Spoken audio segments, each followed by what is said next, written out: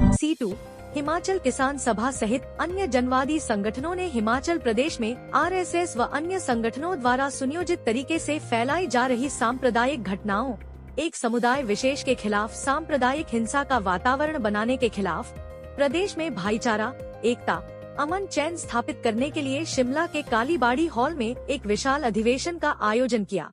C2 Himachal किसान सभा, जनवादी महिला समिति, SFI, DYFI, all India lawyers union और इसके सिवाय विभिन्न जो जनवादी संगठन हैं शिमला के अंदर, उनके द्वारा इस संयुक्त अधिवेशन का आयोजन किया गया कालीबाड़ी हॉल में। आप सबको मालूम है कि पिछले कुछ दिनों से हिमाचल प्रदेश के अंदर ऐसी कुछ घटनाएं चल रही हैं जिन घटनाओं के लिए हिमाचल प्रदेश में कभी कोई जनता कल्पना भी नहीं कर सकती थी। हिमाचल प्रदेश पूरे देश के अंदर शिक्षा के क्षेत्र में, सामाजिक विकास के जो मानक हैं, शिक्षा है, स्वास्थ्य है, रोजगार है और दूसरी चीज़ें, उसमें अव्वल रहा है। और हमेशा हिमाचल प्रदेश ने अपने प्रगतिशील और जनवादी मूल्यों से पूरे देश को प्रभावित किया। हिमाचल प्रदेश के अंदर क्षेत्र के नाम पर, जाति के नाम पर, धर्म के नाम पर इस तरीके पर भेदभाव या एक दूसरे के ऊपर आक्रोश जाहिर करना या धर्मांता फैलाना या सांप्रदायिक घटनाक्रमों को अंजाम देना, ऐसा कभी हिमाचल प्रदेश के अंदर कोई कल्पना भी नहीं कर सकता था। लेकिन जिस तरीके से शिमला के अंदर जो एक लड़ाई झगड़ा हुआ और उस लड़ाई झगड़े को जो कानूनी मसला था, कानून व्यवस्था का मसला था, उसको पूरा मोड़ दिया गया सुनियोजित तरीके से सांप्रदायिक हिंसा में। हमारे देश का जो संविधान है, जो देश की आज़ादी के जो पूरा आंदोलन हुआ, राष्ट्र मुक्ति का जो आंदोलन हुआ, उससे वो संविधान निकला जिसको बाबा साहब भीमराव अंबेडकर ने एक किताब में पिरोया।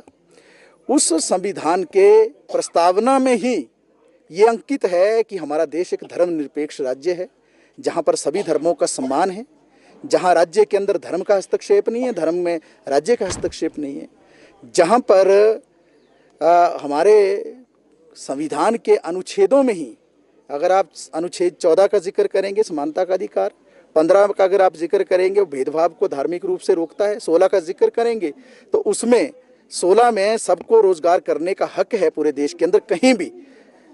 अनुच्छेद 19 जो है वो कहीं भी किसी भी व्यक्ति को रहने की आज़ादी देता है। अनुच्छेद 21 जीने का अधिकार देता है।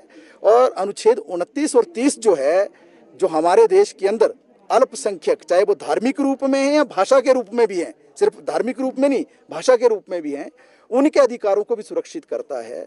इन सारी चीज़ों को जिस तरीके से धत्ता बताकर हिमाचल प्रदेश के अंदर एक शुरुआत हुई, और ये बड़ा दुर्भाग्यपूर्ण है कि इसमें जो पूरी एक राजनीति घुसी, जिसमें सत्ता पक्ष के लोगों का भी कुछ उसमें शुरुआती दौर में हस्तक्षेप रहा, लेकिन आहिस्ते आहिस्ते उस पूरे आंदोलन को हाईजैक कर लिया आरएसएस और भाजपा ने, और पूरे प्रदेश में इस सांप्रदायिक आग को फैला दिया। आज ये मुल्क जो है सबने अपनी कुर्बानियां देकर बनाया। इस मुल्क पर, इस प्रदेश पर सबका बराबर का हक है। ये नफरत नहीं चलेगी हिंदू मुसलमान के नाम पर। ये जो पूरा प्रदेश के अंदर वातावरण बनाया जा रहा है, इस पर सरकार को आगे आना चाहिए, भारत सरकार को भी इसका संज्ञान लेना चाहिए, और जो हमारे राज्यपाल हैं उनको भी इसका संज्ञान लेना चाहिए। इस तरीके के घटनाक्रम जो, उस पर रोक लगानी चाहिए। और सबसे बड़ी जिम्मेवारी आज प्रदेश की जनता पर आ गई कि उनको आगे आकर जो इन चीज़ों का मुकाबला करना है और इस धर्मांतता को, इस नफरत को पीछे धकेलना है और आपसी एकता और भाईचारे को मजबूत करना है। और इसी अधिवेशन के माध्यम से हमने आज निर्णय लिया है कि 27 सितंबर को एक बहुत बड़ी रैली, एक विराट रैली हम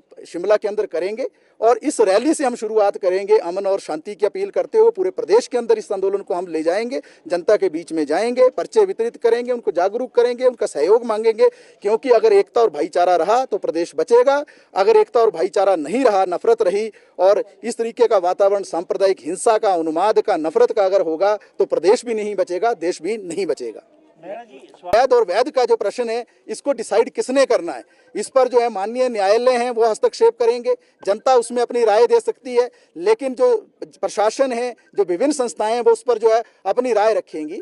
लेकिन इस तरीके से एक मौका ढूंढना सांप्रदायिक हिंसा को आगे बढ़ाने का, नफरत को, ये ठीक नहीं है। इससे हमारे प्रदेश का नाम बदनाम हो रहा है। आप सभी को मालूम है, पहले हिमाचल का जब जब जिक्र हुआ पर्यटन के लिए हुआ, अंग्रेजों की राजधानी के रूप में हुआ, विश्व मानचित्र पर हुआ, शिमला समझौते के लिए हुआ। आज किस लिए हो रहा है? शिक्षा में हुआ, स्वास्थ्य में हुआ, आज किस लिए जिक्र हो रहा है? सांप्रदायिक हिंसा के लिए। ऐसा समाज हम नहीं चाहते। शिमला से कैमरामैन युगमार्ग, टीवी।